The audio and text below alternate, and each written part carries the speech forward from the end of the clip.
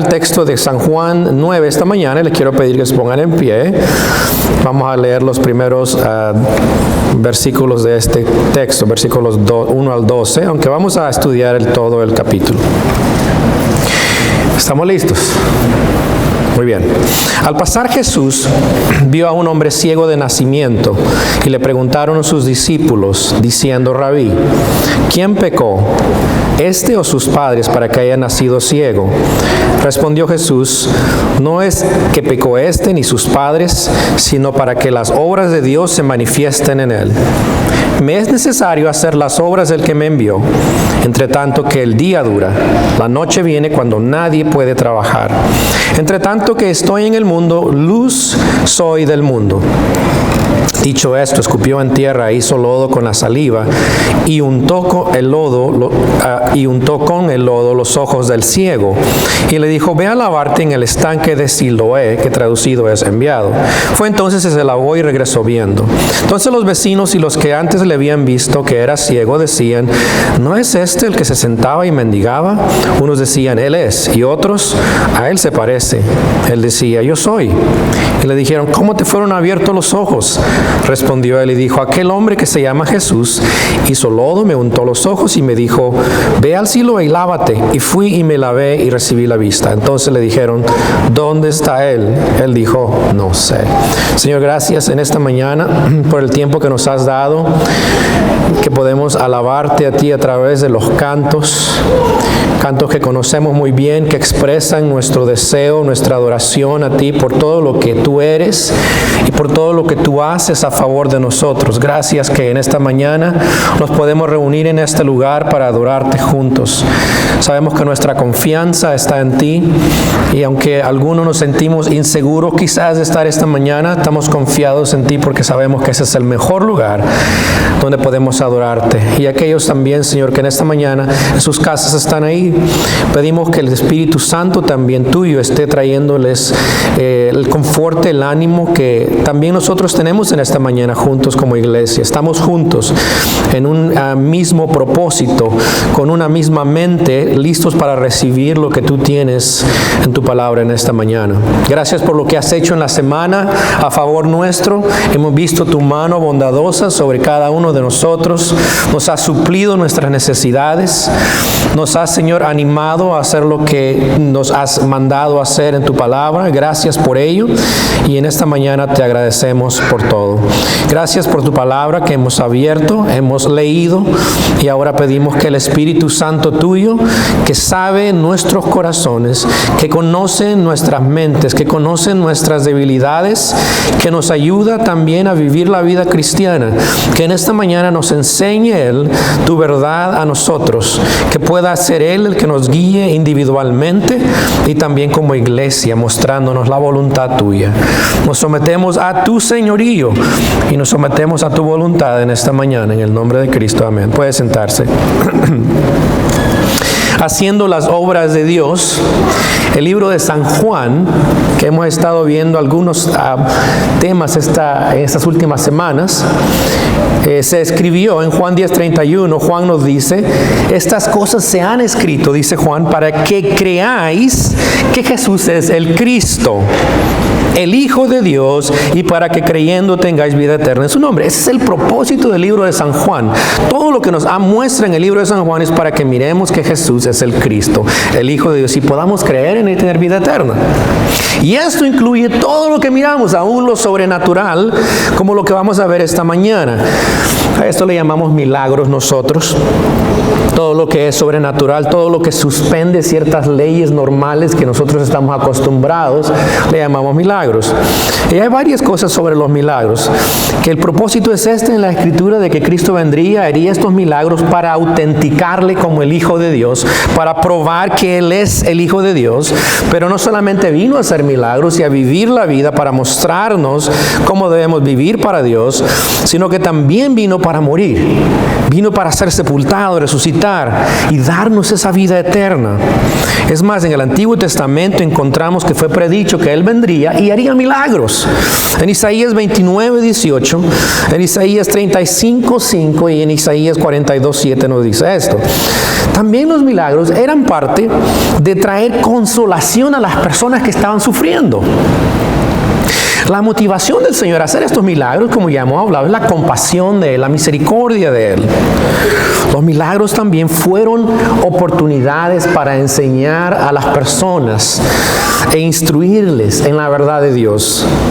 Y esto incluía a los religiosos que estaban constantemente siguiéndole. Y en este caso que hemos de mirar esta mañana, precisamente es para no solamente instruir a sus discípulos, también instruir a los fariseos que le venían siguiendo. Algo también muy importante acerca de los milagros es que los milagros fueron la excepción y no la regla. Él no sanó a todos. Soberanamente Él sanó a algunos, pero a otros no. Pero quiero decirle que su acto más grande, milagroso que Él hizo, fue el morir, fue el ser sepultado y resucitar al tercer día. Ese es el milagro más grande que Él hizo a favor de nosotros. Es el evento que contrarresta lo que el pecado ha hecho en la humanidad, afectándonos en todo, especialmente en lo físico y las necesidades que tenemos. Este acto milagroso nos transforma. Esto no quiere decir que no hay una lucha dentro de nosotros de ser liberados de nuestros propios cuerpos. Es más, en Romanos 8, 22 y 23, San Pablo dice esto: porque sabemos que toda la creación, escuche, toda la creación gime a una, y aún no está con dolores de parto hasta ahora. Y no solo ella, sino que también nosotros mismos, que tenemos las primicias del Espíritu, nosotros también gemimos dentro de nosotros mismos, esperando la adopción, la redención, la salvación de nuestro cuerpo. Eso es lo que dice San Pablo. Toda la creación está esperando eso. Está gimiendo. Nosotros también estamos gimiendo, deseando ser transformados. A medida que experimentamos las cosas en nuestra vida, en nuestro cuerpo, estamos pidiendo: Señor, queremos esa libertad. Encontramos en este pasaje el ciego de nacimiento, y sucede precisamente, suena un poco redundante, después del capítulo 8. Pero el capítulo 8, recuerde lo que está hablando. Jesús había dicho: yo soy la luz del mundo. Y hemos estudiado ese texto anteriormente. Y está dirigiéndose a los líderes religiosos, que les ha llamado a ellos hijos del diablo. Y les ha dicho que ellos hacen las obras de su padre el diablo. Los religiosos también están furiosos porque Jesús ha dicho: yo soy igual al Padre. Es más, están listos para apedrearle al final del capítulo 8 porque está diciendo blasfemia, se hace igual a Dios. Y tan pronto sale del templo, se encuentra con el ciego de nacimiento, que jamás ha visto la luz. El Señor, al dar a este hombre la vista, está mostrando una vez más que Él es la luz del mundo, al cual todos deben de creer. Pero aún con todo esto, las personas, y especialmente los religiosos, le siguen rechazando. Vamos a mirar que el testimonio de este hombre sanado y el proceso de cómo llega a creer en Cristo es evidencia de que el Señor hizo las obras de Dios. Es el Hijo de Dios. Esa fue su misión: enseñar a hacer obras, las obras de Dios, que incluyen los actos milagrosos y los actos de transformación a través de su poder al creer en Él. Y este fue el caso con este encuentro con este hombre ciego. Fue transformado completamente. Y con todo también nos muestra este texto la dureza del corazón humano, especialmente de aquellos que están ciegos espiritualmente y no quieren creer a Cristo a pesar de la evidencia. Y personalmente a nosotros nos va a enseñar que algunos de nosotros necesitamos tener ese encuentro con Cristo. No hemos creído en Él. Y debemos de dar ese paso de creer en Él. Y los que ya hemos creído en Él nos enseña que debemos de darle gloria con nuestras vidas. Y debemos de adorarle constantemente sin importar las circunstancias en que nos encontremos. Solo cuando nosotros miramos y nos gozamos en la gloria de Cristo es que podemos tener esperanza en cualquier situación que nos encontremos. Primero que vamos a ver es la misión de nuestro Señor Jesucristo en los versículos 1 al 7. Su misión era hacer las obras de Dios. Vean los versículos 1 al 3. Que miramos que Él vino a enseñar la verdad de Dios. ¿Cómo lo hace en este caso? Los discípulos le preguntan a Él al ver a este hombre. Le dicen, maestro, rabí, ¿quién pecó? ¿Este o sus padres? Para que haya nacido ciego. Ve que estos discípulos están preguntando algo que ellos habían sido enseñados. Es más, los judíos creían de que una persona podía pecar, no solamente los padres podían pecar y ese niño nacer afectado por ciertas abnormalidades, sino que también creían que el niño era capaz de pecar en el vientre y también salir con alguna abnormalidad. Ellos miraban las deformidades, las enfermedades como resultado del pecado. Y sabe, esto sucede cuando uno trata de explicar aún más las cosas que la Biblia no dice. Y es común hoy día también. Hay personas que hacen esto y preguntan, si uno está pasando por algo, dicen, ¿qué pecado habrá cometido? Tendemos a hacer esto, a tratar de explicarlo todo. Los discípulos le preguntan si la ceguera de este hombre era por su propio pecado de sus padres, esta creencia con la cual ellos habían nacido o habían sido enseñados. Y el Señor les enseña que en este caso no elimina cualquier otra posibilidad, pero dice, en este caso no era para esto. No es que él pecó, no es que sus padres pecaron, sino mira lo que dice, dice para que las obras de Dios fueran manifiestas. Nuestro Señor les va a mostrar que las discusiones teológicas no son suficientes. Uno puede sentarse a hablar enfrente de esta gente, ¿por qué será ciego? Y empezar a discutir teológicamente, y el Señor dice, no, ninguna de es para mostrarles a ustedes la gloria de Dios, las obras de Dios, y le va a mostrar que es más, necesitamos hacer más que hablar solamente de teología. Lo que tenemos que hacer es tener compasión, misericordia hacia las personas también. Y es una enseñanza para los religiosos que son insensibles a las necesidades de las personas y a la vez siempre están celosos en cumplir las reglas, pero se olvidaban de mostrar bondad y amor. Versículo 4 dice que Él vino a hacer las obras de Dios. El Señor vino a hacer las obras de Dios. Y dice ahí que mientras es de día, dice, puedo hacer estas obras. Lo que está hablando ahí es que llegaría el momento de la cruz. Y al llegar el momento de la cruz, no iba a poder llevar a cabo estas obras. Él estaba cumpliendo la voluntad de Dios en este momento y está haciendo las obras de Dios, pero llegaría el momento en que sería el tiempo de dar su vida en la cruz y no podría hacer estas obras. No solamente esto, pero también llegaría el momento en que Él no estaría personalmente para realizar esas obras. Era urgente que en este momento cumpliera con la voluntad de Dios, hacer las obras de Él. Versículos 5 al 7 encontramos también que Él dice que Él vino a ser la luz del mundo. Y ve lo que dicen, entre tanto que estoy en el mundo, luz soy del mundo. Y esto va conectado con el milagro que va a hacer. Lo que está mostrando es que siendo la luz del mundo, siendo aquel que todo lo puede hacer, siendo aquel que creó el universo, también puede darle la luz a un ciego. Y sin preguntar qué hace el Señor, lleva a cabo este milagro.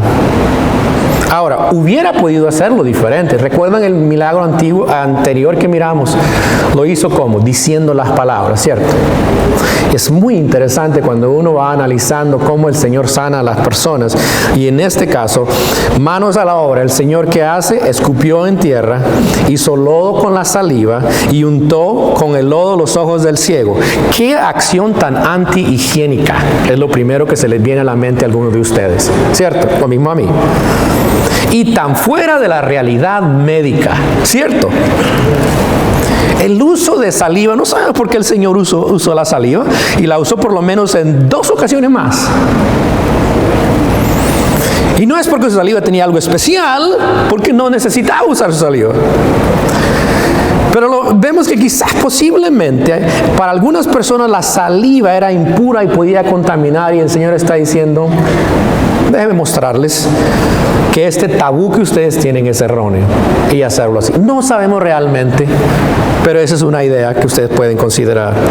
Hace lodo de la saliva, le puso en sus ojos, y luego le da un mandato y le dice: ve a la fuente de Siloé, que significa enviado, y muy apropiadamente significa enviado. ¿Quién es enviado? Él, este hombre. Pero note, ¿quién fue enviado por el Padre? Cristo. Así es que el Señor, en obediencia al Padre, está diciendo: ve para que este milagro se realice, pero a la vez también este hombre está siendo enviado. Y este hombre lo hace sin preguntar, dudar o arguir. Lo cual quizás algunos de nosotros hubiéramos hecho, ¿cierto? Me escupió, me echó saliva, ahora quiere que me vaya a lavar y piensa que me voy a sanar. Está loco, me voy. Pero no lo hizo. La evidencia es que este hombre fue y se lavó.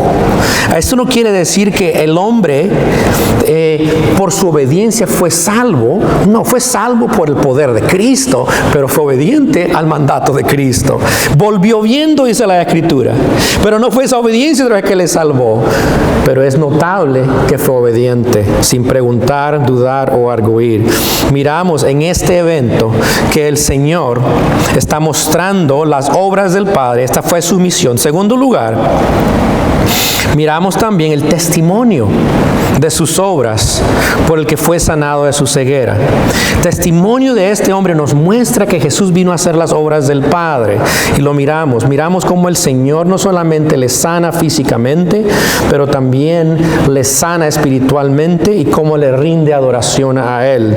Miremos los versículos 8 al 12, cómo el hombre fue llamado, fue el llamado que Jesús le hizo a él. Primero miramos versículos 8 a 10, que fue cuestionado por los vecinos. Al llegar, fue sanado, vuelve a su casa. Recuerda eso, no vuelve al Señor, vuelve a su casa. ¿Qué pasa? Cuando llega, es cuestionado por sus vecinos. Le empiezan a preguntar, es obvio que le están preguntando, ¿por qué? El hombre ha sido ciego desde nacimiento, y a la vez también lo están mirando que ya ha sido sanado.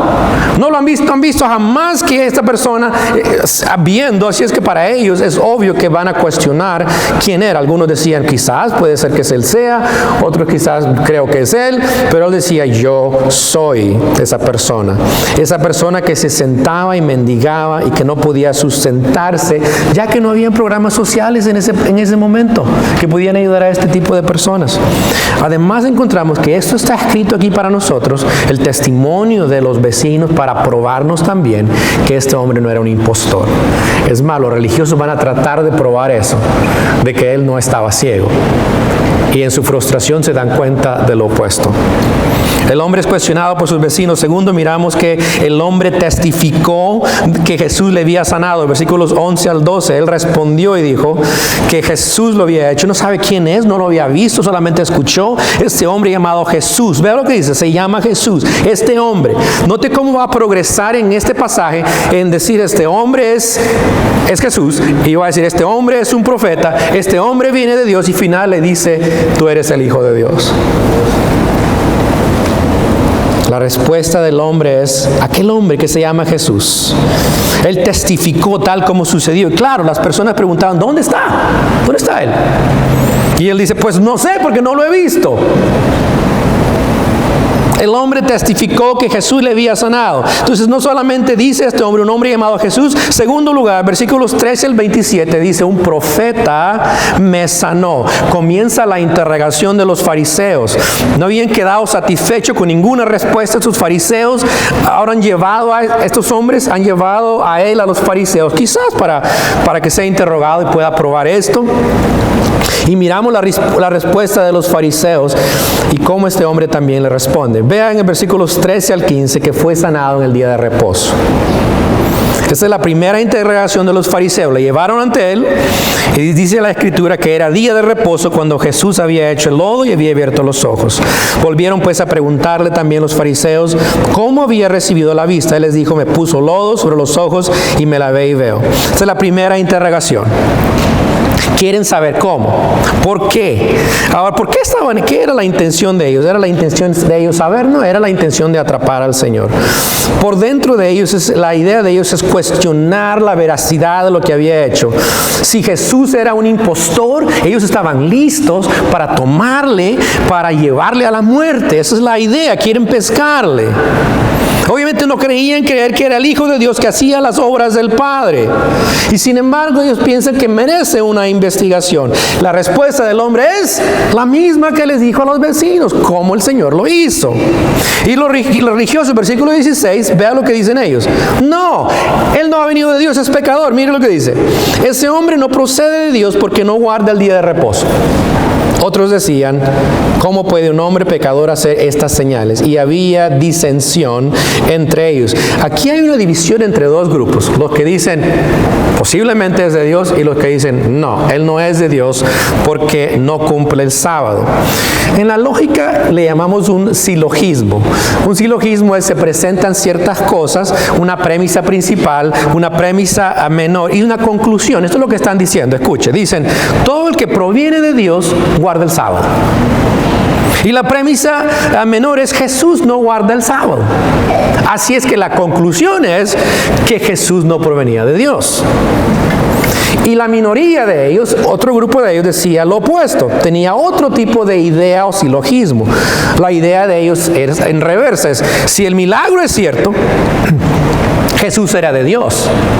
Pero decir de Dios era difícil aceptar para ellos y no podían aceptar que si Él era de Dios, entonces era posible que no tuviera pecado.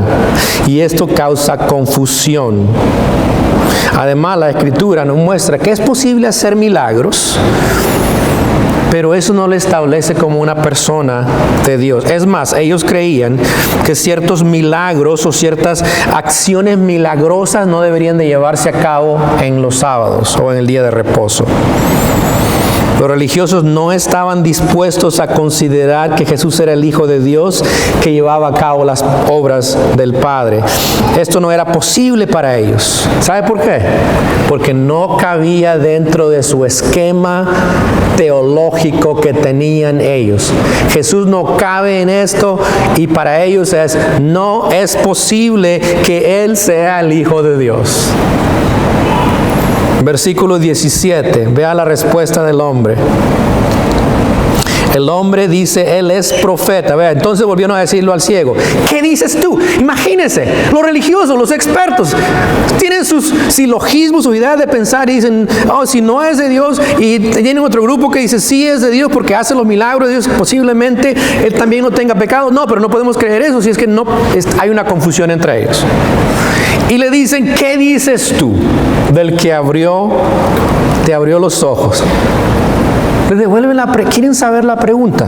Ahora, es irónico que estos líderes le pregunten, pero no están pidiéndole porque quieren saber, están pidiéndole que Él afirme lo que ellos quieren escuchar. Ellos quieren escuchar, no es cierto. ¿Qué dice del hombre? Y Él dijo que es profeta. Este hombre les dice que Él es profeta. Es lógico. ¿Quién más puede hacer este tipo de milagros? Es más, sabemos que el Señor no solamente hizo un milagro, hizo varios milagros para mostrar que era el Hijo de Dios. Pero a pesar de todo esto, ellos no estaban dispuestos a creerlo. Pero este hombre, sin duda, llegó a una mejor conclusión que los mismos religiosos. Basado en la evidencia que él tenía de haber sido sano, él había llegado a esa conclusión. Bien, si usted va al versículo 23, salte al versículo 23 y vea lo importante, vea lo que ellos ya habían determinado. Dice el 23, y les dijo, vosotros, estoy equivocado.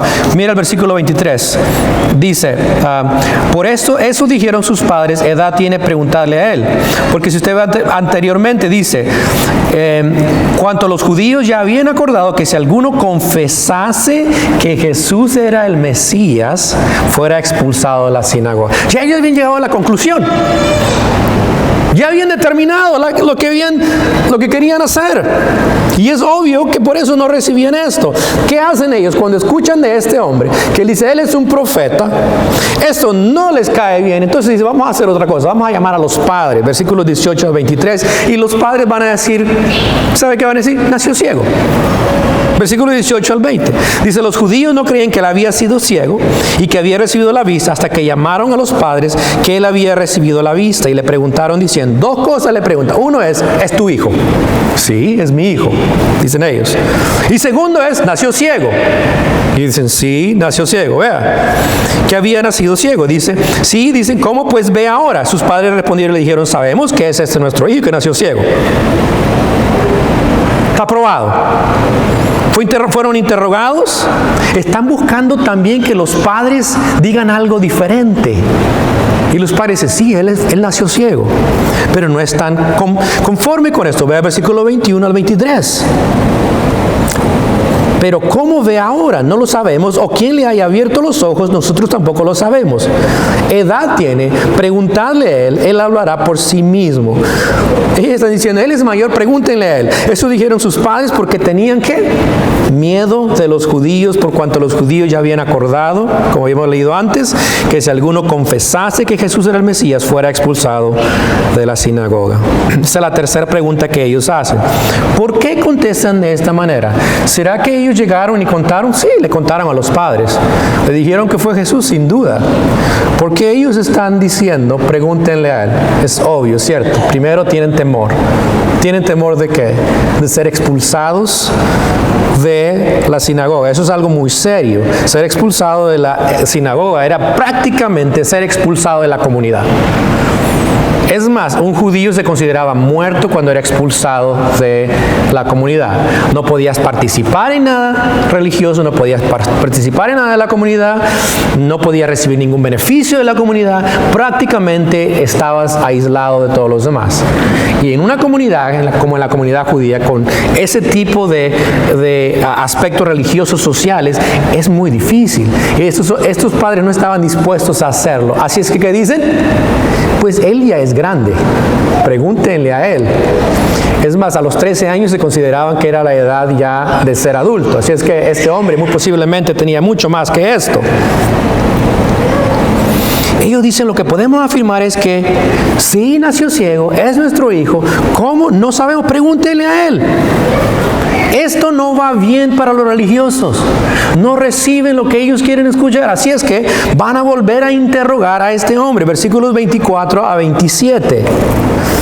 El hombre aquí afirma que fue ciego y que ahora ve.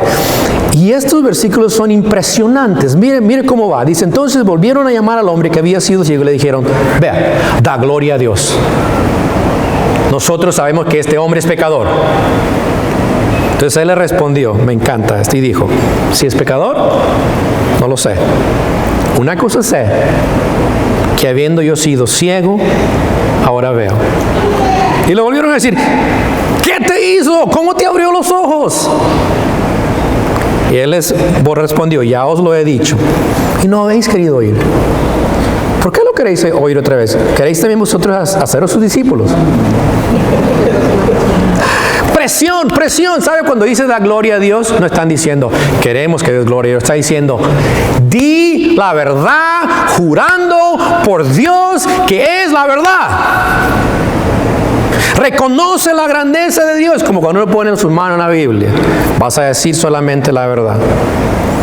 Que ellos querían que admitiera que Jesús no le sanó y decir que él era pecador. Su confesión valdría mucho legalmente. Con esa confesión ellos podrían juzgar a Cristo.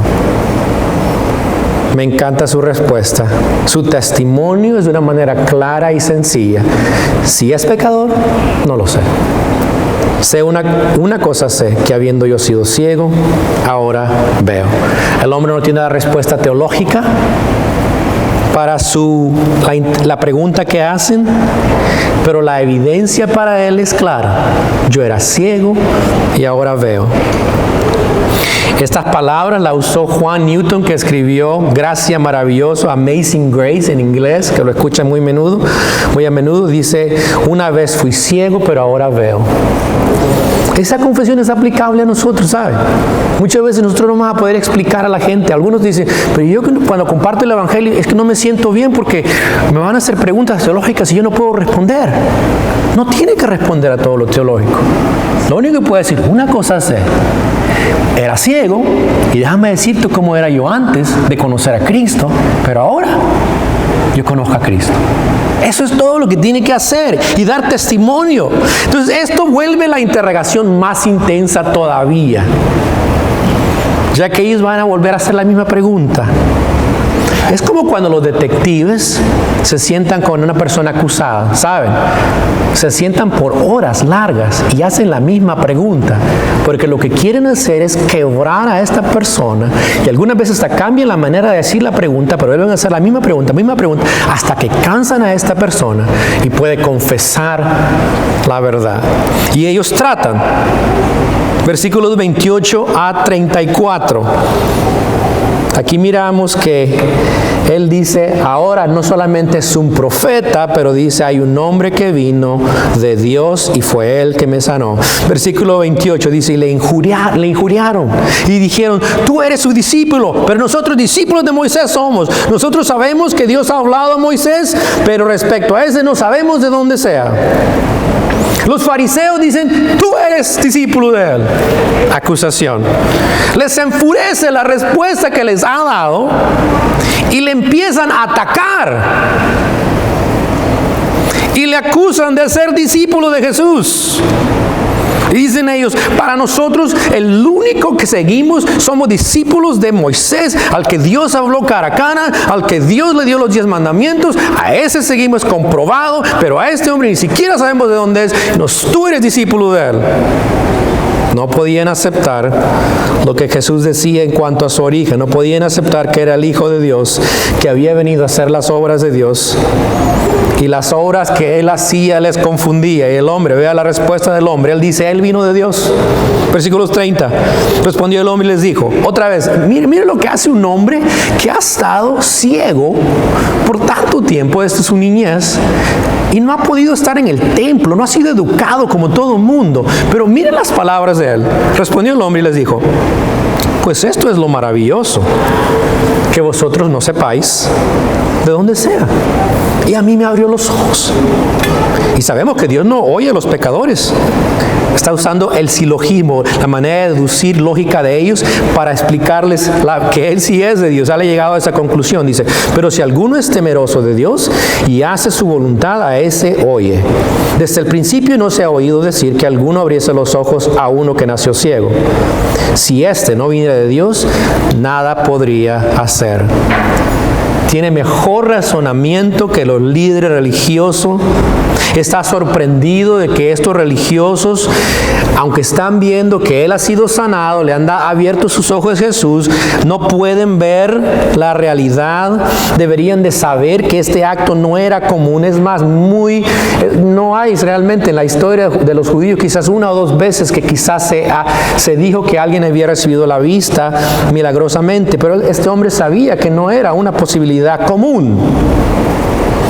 Y les da un poco de teología usando la misma línea de argumentación de ellos, diciendo, si este hombre hizo este milagro, viene de Dios, y si vino de Dios, muy posible que no tiene pecado, o es hijo de Dios. Pero ellos no pueden aceptar esto.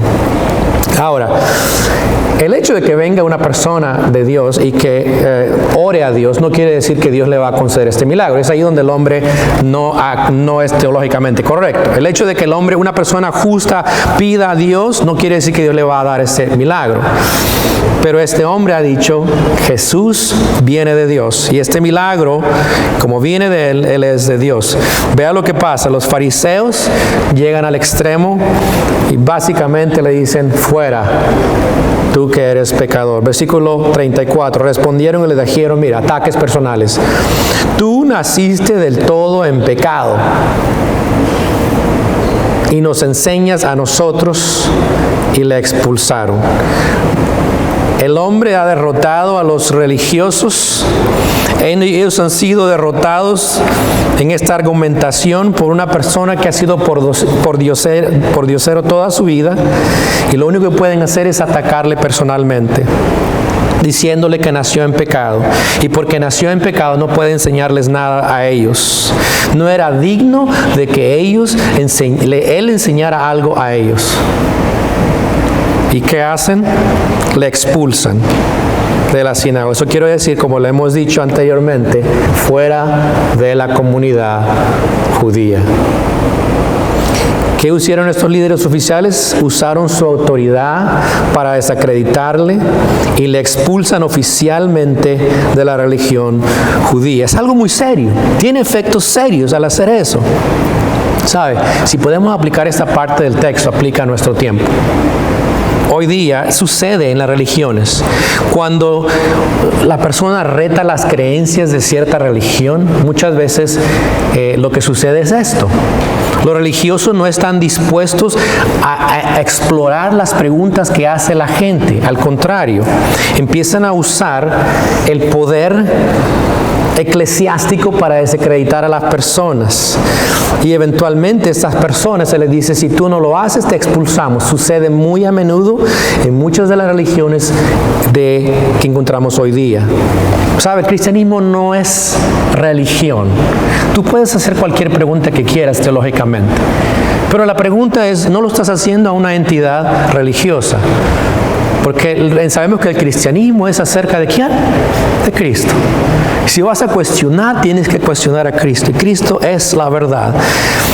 Y Él es el único que puede dar la vida eterna a cualquier persona. El cristianismo no está atado a esas reglas. El testimonio es claro. Jesús fue enviado por Dios para hacer las obras del Padre. Pero ahora vamos a mirar cómo lo demuestra en su trato y encuentro con este hombre. El hombre ha sido sanado físicamente, pero no ha creído en Cristo como su Salvador y Señor. No lo ha visto otra vez.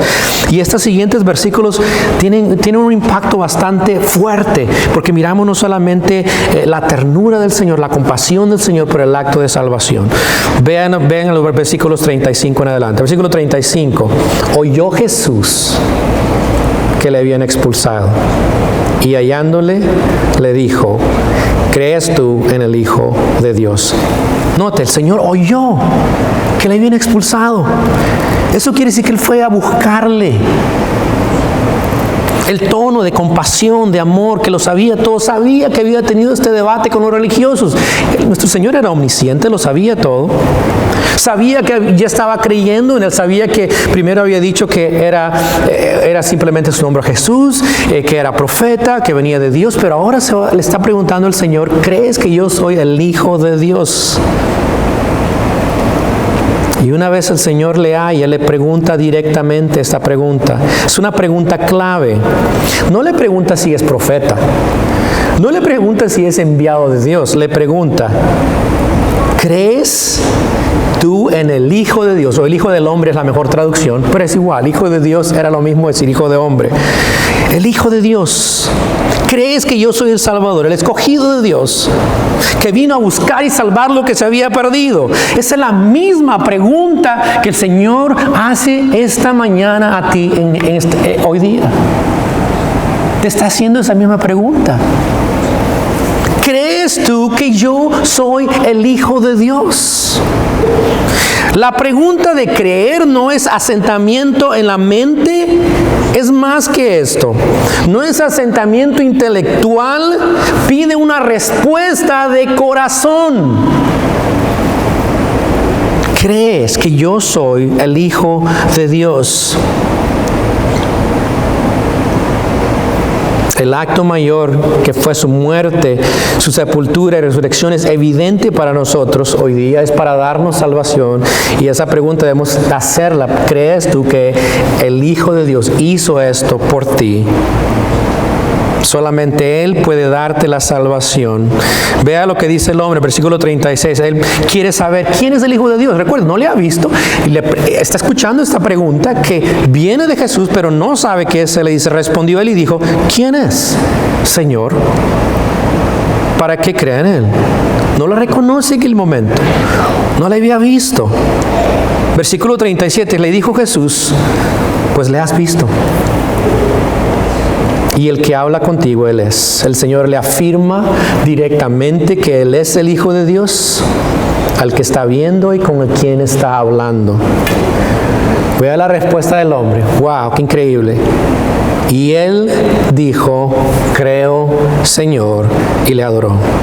Su respuesta es corta, es clara, pero muestra lo que toda persona debe hacer si verdaderamente cree en Cristo. Primero miramos su confesión de corazón, ¿es qué?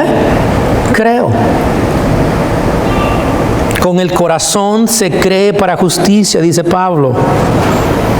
Él está diciendo, creo de corazón. Segundo, le reconoce a Él y se somete a Él como el Señor.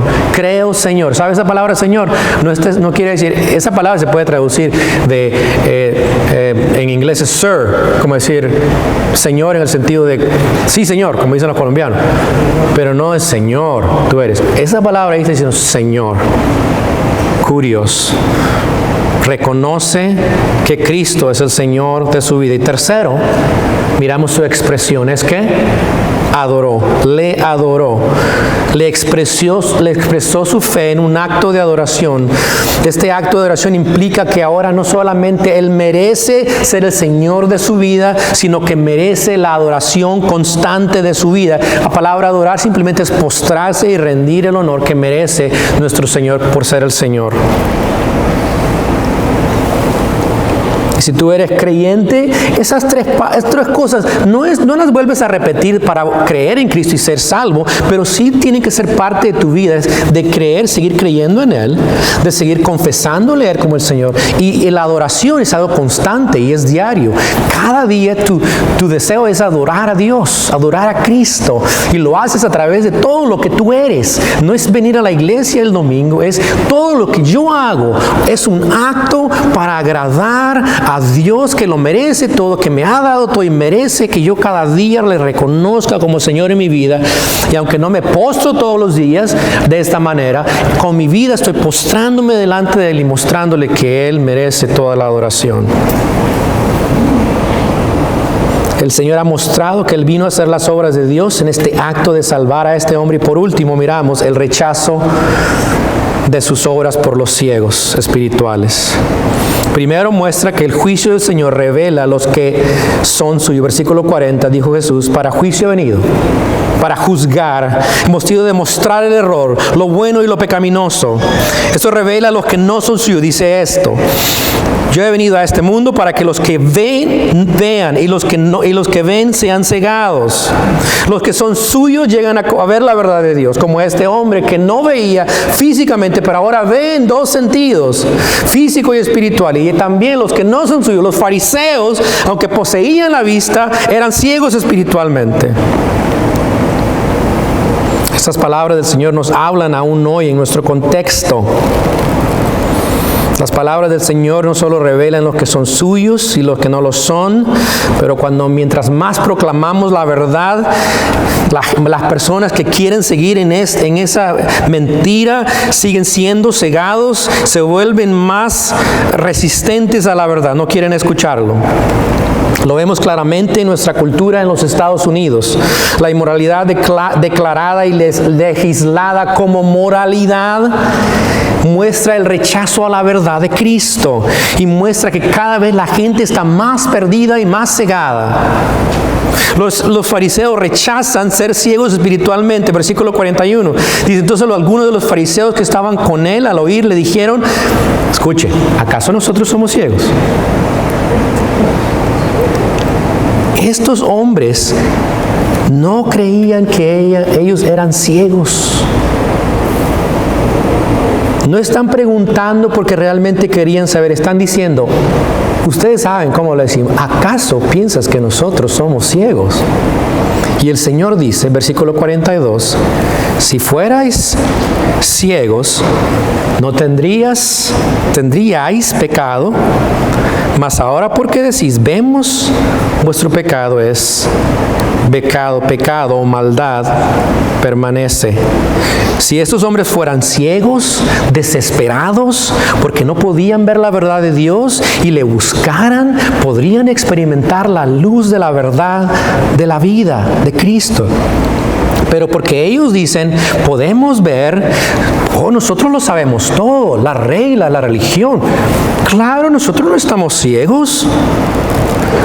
Religión con sus reglas intolerantes. Ellos dicen, nosotros vemos claramente. Y el Señor dice, porque ustedes dicen eso, la culpa permanece en ustedes, el pecado permanece en ustedes.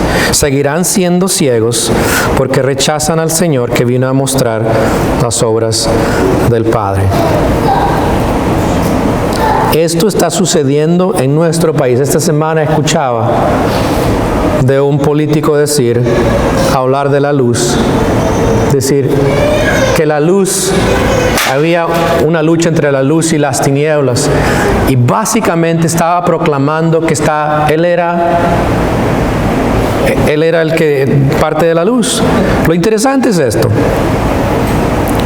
que esa persona que estaba diciendo apoya el asesinato de niños en el vientre hasta los 12 meses, que estoy diciendo, mujeres estarían terribles si fueran 12 meses, tener los 9 meses. Niegan que el matrimonio debe ser entre un hombre y una mujer. Dicen que están en la luz, pero matan, roban y destruyen. Dicen que aman la verdad, pero todos los que siguen la verdad, a ellos los odian y les dicen que son intolerantes. Pues esto, gente va a decir esto, nosotros no estamos ciegos, tenemos la luz. El Señor dice, porque decís, vemos, vuestro pecado permanece. Esas palabras son muy aplicables a este tipo de personas.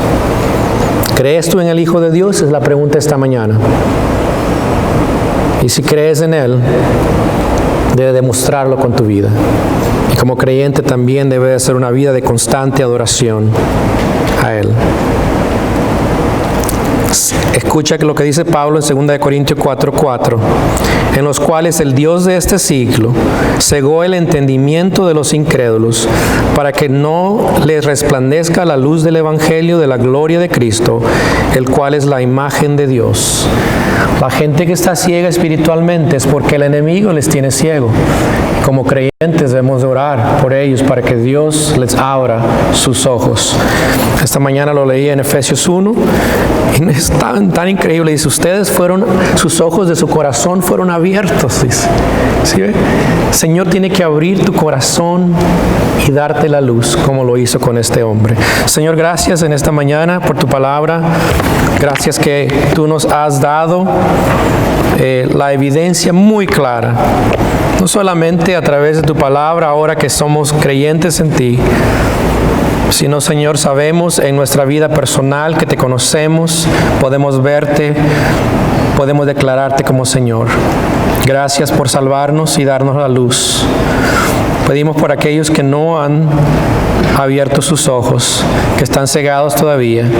Pedimos que tú les abras los ojos del entendimiento para que crean en ti, oh Señor. Oh, luz de la vida. Te lo pedimos en esta mañana, en el nombre de Cristo. Amén.